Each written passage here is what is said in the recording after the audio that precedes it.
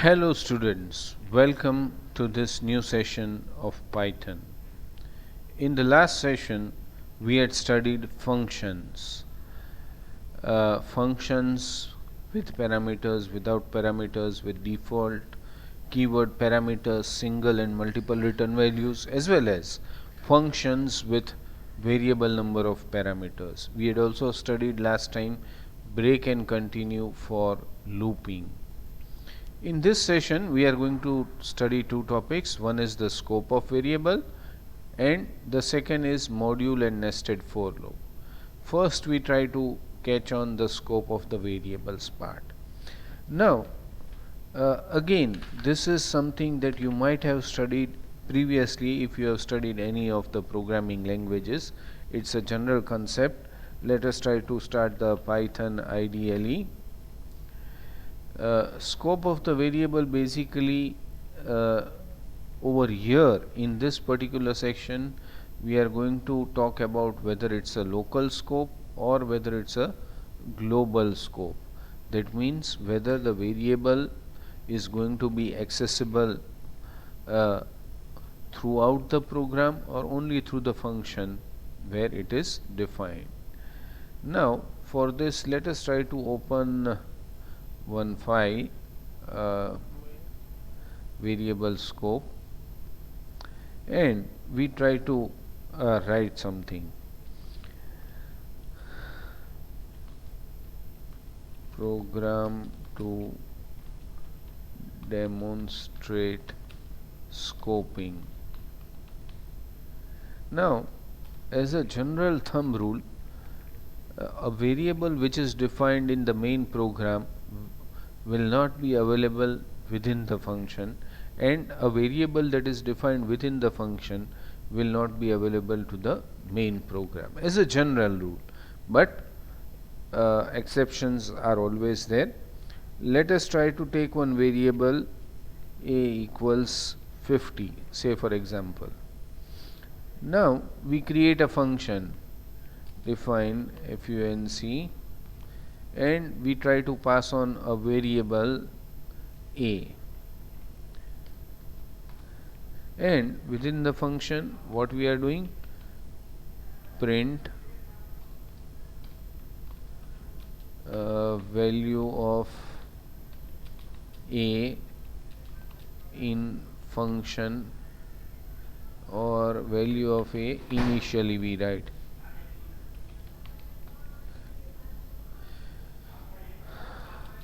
So we try to print the value of a. Now what we do is within the function itself we try to change the value of a, that is we change the value of a to 2, and then we try to once again print the value of a.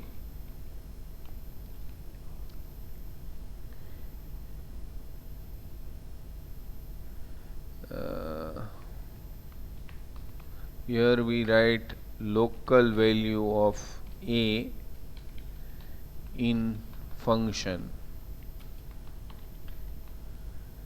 So this is about the function.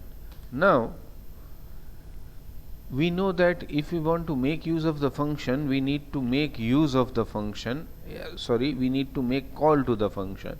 So here we are making call to the function, and finally we print value of a outside function. So let us try to check how Python works as far as the same variable in the main program and within the function is concerned. So let us try to execute. Well, value of a is initially 50. In the function we change it to 2, so we get 2, and then finally the value of a outside function is 50. So here because we are passing the value of a which is 50, the value printed will be 50. Locally we are making the change, but that is within the function, not in the main program. So we get this. Now let us try to say a equals a plus 10, and then control C and we do control V, modified value of a, and let us try to check what happens. You get 60. So you can modify the value inside as well as outside, but in the sense the value is local in the function or in the main program. So this is something about basically the local behavior of a variable. Now we try to make some change over here. Let me put this entire thing in comments. By using the keyword global, we can make certain changes. Program to demonstrate global keyword. Now what we do is, here we are going to do little bit of changes to the program that we had created previously. A is equal to 50, D, E, E, F. Here we are not going to pass any parameters, we are just writing a function without parameters. Global A, that is what we are going to do now, and then we are going to change or let us try to print the value. Print, we are just experimenting little bit. A initial is, let us try to check the value of A. Now A equals 2, that is what we are doing.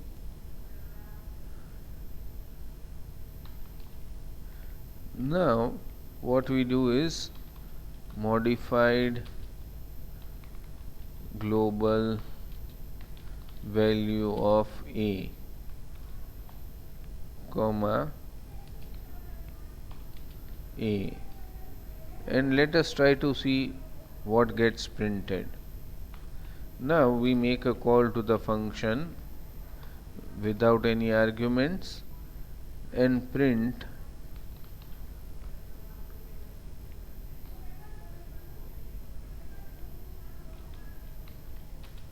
value of A outside function.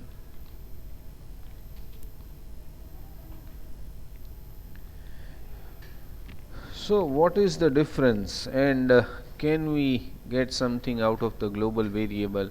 Of course, here global, you have to be careful, it is in lowercase, it is not in uppercase. Let us try to execute. A initially is 50, modified value of A is 2, and value of A outside again is 2. That means after the use of global keyword, if we assign or change the value of A, then that will remain throughout the entire program irrespective of the local scope. So this variable becomes global. So this is something that you need to take care. Let us try to check if we are passing A over here, what happens. Now let us try to execute, and what happens? Name A is a parameter and global, so we cannot use the same one. So let us try to make some change, say for example B and A. Now let us try to check. Again it remains the same as far as the output is concerned, that is a is 50, then we change it to 2, and outside the function also it remains the same. It's just the variable name that we are keeping differently over here, and basically the value of a, that is 50, we are passing when we make a call to the function. So once the global keyword is used within the function, then from that point onwards the value of a will become consistent throughout the program. That is, it is almost going through in a sequential way in the program. So this is about the scope. Yes, you have to be little bit careful in how you are using it and when you are using what. Okay. So now we come to the next topic as far as this session is concerned. The next topic is modules and nested for loop. Now basically what we want to do is we want to print something like this: 4 tab 4 tab 4 tab 4, okay, and one more 5 tab 5 tab. Okay, I want to print something like this. Definitely, because multiple rows and columns are there, we need to use the nested for loop. So let us try to make use of the nested for loop, and then we will try to study the use of modules in it. Again, over here we will try to create a function that we have already created. So let us try to create a print line function first, because we want to study two things. As I said, we want to create a for loop for this, but we want to study the concept of modules as well. So we first try to do something which is essential for modules. File, new file. We have already done this in the previous session. That means the code we have already written, but we just try to create a new separate file for the function only. I give the file name as print line. So def print line, of course this will be with default keyword parameters ch is equal to dash and n equals, say for example, 20. Now what we do is we have a for loop for I in range n. We print ch and we have end is equal to, instead of end is equal to slash n, we just put nothing at all within single quotes. So this will basically print the dash for n number of times, that is over here 20. Let us try to make a call over here. Print line print slash n hello world, and print line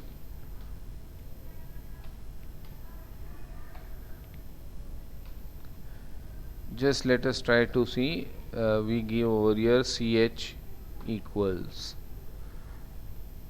we save it, and yes, it's working fine.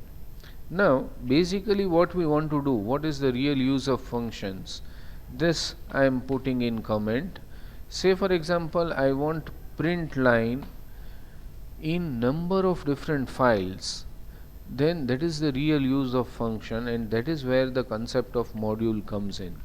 That means I should be able to make a call to this function that is defined over here somewhere else. So now we create a new file and we give save as. Now here we are going to give nested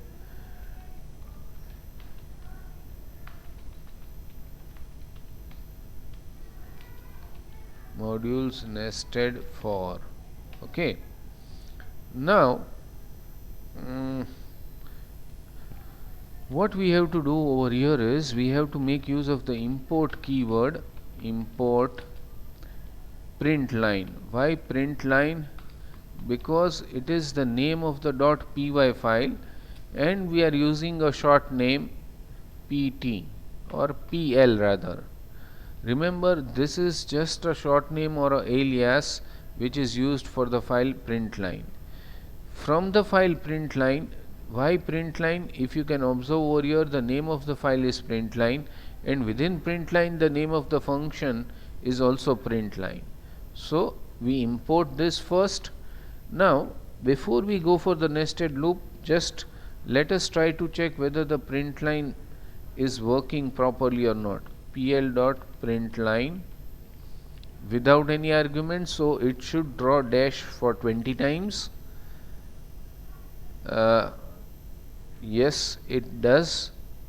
It's just I have to give a print command, so we have an empty space. F5, yes.